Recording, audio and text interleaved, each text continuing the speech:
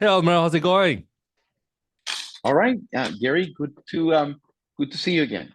So, this is what I read recently, and is this it says from the federalregister.gov, which talks about different news that the government is trying to do, or different laws that they're proposing, and one of these proposal is coming from Freddie Mac, that is called Freddie Mac proposed purchase of single family second mortgages. And this is coming from the Fair Housing Finance Agency, FHFA. And to summon that, it means that they want to unlock secondary mortgages, meaning that let's say I have a property and I have for a meaningful period of time where I have equity on it. Now, because I have a very comfortable interest rate, let's say 3%, 3.5%, that I was able to refinance during the pandemic, Hmm. now I can have a secondary note on the equity on my property, which Hmm. will allow me to, well, let's say I have 300, $400,000 equity and I want to tap Hmm. into it. And I want to, let's say, out of my $400,000 equity, I want to bring out, let's say, 250 then. I can thus take that money and invest it in perhaps remodel my house, maybe build an addition, or maybe invest in another property or give it, let's say, to my kids for them to buy property and help them with a down payment. That, Mm. Okay. in theory, this is what the government is thinking. If that happens, let's say it's approved, because they are in the comments are going to close on May 22nd. So let's say that May 22nd, May 23rd is approved. The government hopes that this is going to stimulate the economy, thus having velocity of money, meaning that people are going to start producing, spending as well. Well, thus the economy is going to flourish. We're going to have a high GDP, and with money flowing, we're going to have more jobs because people are going to start buying, they say, from Home Depot, Lowe's. We're going to have more handyman at work. Thus, with that, it's going to free more inventory because we're stagnant.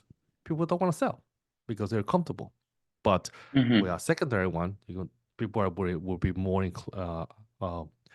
down to will be more let's say encouraged to sell Okay.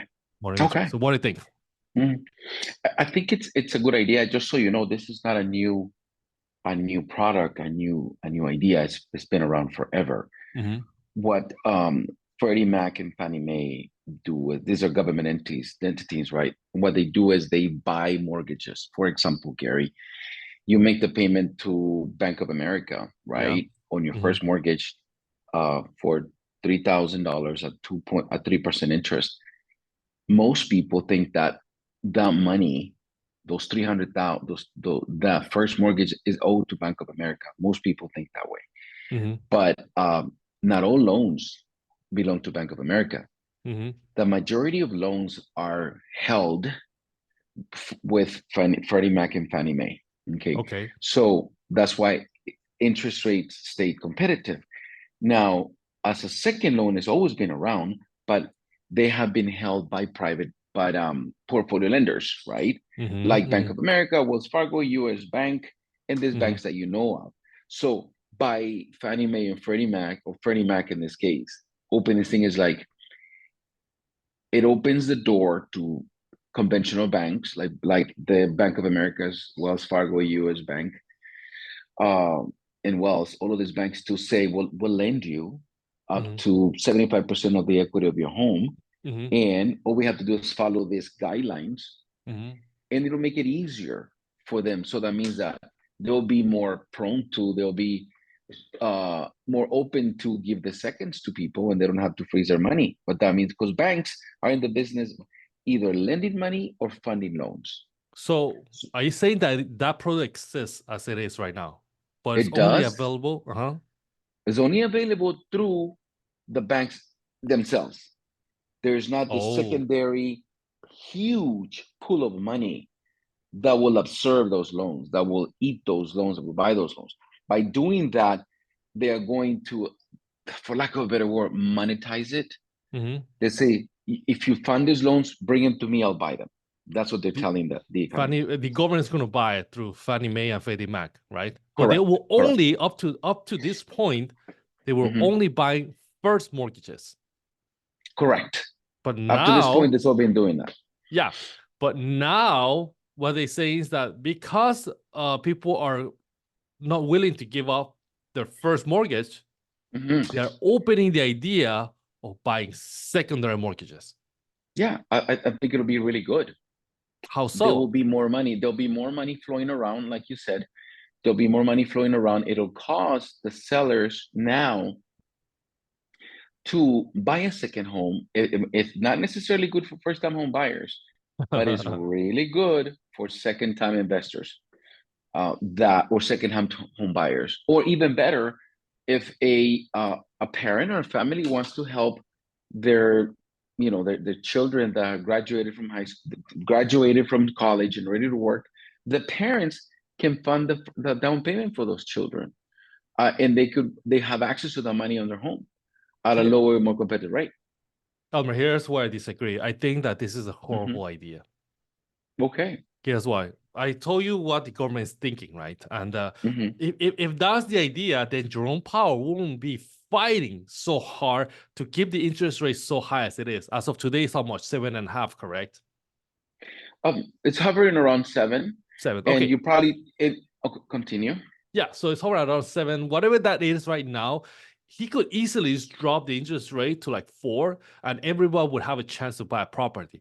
Now, the only thing that is key, imagine this, there's a lot of money in equity right now, and that money is Yes. not in the system. I always say there's money in the system, and there's is it's actually in the well in corporations and in all and in trust funds and in different I would say reservoirs, right?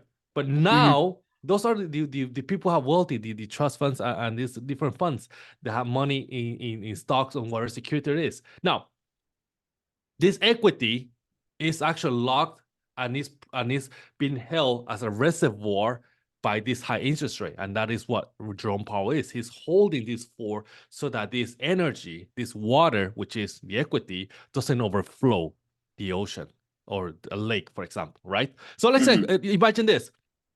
The government is going to open this reservoir to have open the floodgate so that this money bypass this dam and overflows, let's say, this lake. What's going to happen to the level of this lake if we throw more water in it? It's going to go higher. Imagine that as the inflation. Inflation is going to go high as we let more money pour into this lake. Let's say, for example, I own a property, right? And I want to use a secondary. I get an interest rate of whatever 10, 11%. I don't mind it because I have equity. I use that money to buy another house. But let's say I couldn't find anything because there's a buying frenzy out there because everybody has money now. We call it the economy being stimulated. Well, I'm going to build ADU. After I finish building, I can rent it out. This is going to help homeowners or people with assets to become more wealthy. But forget about the buyers. They are not going to be able to buy anything. If they couldn't buy anything at this level right now, they won't be able to buy anything later. Remember what happened in no recession, in COVID, when we printed out so much money? Prices went up how much? 45% in the last 4 years? Yes. Yes. Imagine this open up in the next 4 years, it's going to be another 40, 50% increase. So your property is worth $1 million right now. Let's forget about $1 million. Average price in LA, 750,000. Add Hmm. another 50% to that. It's how much? 350,000. That's $1 million, right? Hmm. No, 1,000,001. So 1.1 in the next 4 years. So if I cannot afford an average price in LA at 750, I'm not going to be able to afford it in 1.1 in the next 4 years. No way. Right. And Okay. keep in mind that we are in a recession, a silent recession, where a lot of people are losing their jobs. And you're not getting forget about getting a, a salary increase. You're not gonna get salary increase or any ascension in your job. Be lucky to keep your high paying job. Hmm. And that's the situation we're Okay, in right now. that's one way to looking at it, Mm-hmm. Gary, and that is why it hasn't happened yet. No. But one of the things is this: we just had the CPI prices, consumer price index, reported today, and the consumer expenditure. Mm-hmm. And those are good numbers because it's showing the inflation slowing down a little bit. Mm-hmm. Okay, it went from 3.6 to 3.3. It's not what we're looking for, but that's only one indicator that inflation is coming down. What that would mean: less jobs, right? Higher unemployment. Okay, and when that happens, one of the biggest indicators of people selling homes is not being able to afford them. Yeah, Right? It's simply part of the economy, it part of is. the part of the machine, right? When you have people losing jobs or taking pay cuts, right? Most companies are not going to let go of their employees. They're going to give them a pay cut, right? And it's either going to be the Honda payment, right? Mm-hmm. Or to buy a smaller home now or sell the home, right? So that's um one ingredient or one part of this economy, right? So now if we if we have if a normal buyer has access to money, right? And they're talking about seconds on property. And what they haven't said this, Gary, is that it has to be owner occupied. That will be in the small print. Yes. Yeah, Yes. that will be in the small print. So that's going to limit for the kind of buyers that we're going to have out there. Mm-hmm. So we have corporations like Blackstone, and what's the other big corporation that buys homes, Gary? Black Rock. BlackRock and Blackstone. One of Yeah. those. There's three or four of them. Those people that buy homes. Citadel. Now, a Citadel. Mm-hmm. Those people is not going to apply to them because they don't own these properties. So there will be competition from regular homeowners to those companies, right? Of course, not everybody benefits 100% of everything, every change. Some people are not going to be able to access it for many reasons, and the ones that will are going to be benefited. So I think that it's a combination of things, Uh, right? You said if the money comes in, it's going to mm-hmm. flood the dam, but Yeah. if the dam is already dry or low a little bit, and this influx of money helps the first time home buyers, because I think it will, right, to a degree, from parents that own homes or siblings that own homes and want to help the other siblings here. And there's a lot of things that we can say. I don't know if this is politically correct. Parents or siblings can go joint venture with others and make money in real estate. So I work with a lot of people like that, the Hispanic community, and that's one of the conversations that I have with them all the time. You made a lot of money when you bought the home. Go on a joint venture with your kids. I'll lend you the down payment. We buy the home. You pay for it. It's only one thought that I think that's going to be helping some of the people, some of the market, but not everybody will benefit. I agree. Don't get me wrong. I believe real estate is the best way for families and even to get generational wealth. And I encourage people to buy properties. What I'm saying is that the way that it is happening right now is so fast. If we open, Mm-hmm. if we allow this money to hit the market, it would not give a chance of first-time home buyers to get it to buy property. Mm-hmm. Yes. It would benefit. Well, Yeah, mm-hmm. and I It was would gonna benefit say if. Uh-huh. that we mentioned like corporations owning properties. If you Mm-hmm. look at the numbers, less than 11% of properties are being purchased by corporations. You look at the street of houses, you're not going to find like out of 10, 100, you have 11 owned by corporations.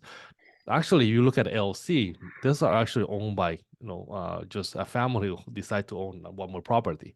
So most of the houses are still owned by homeowners that they live in it. So Yeah.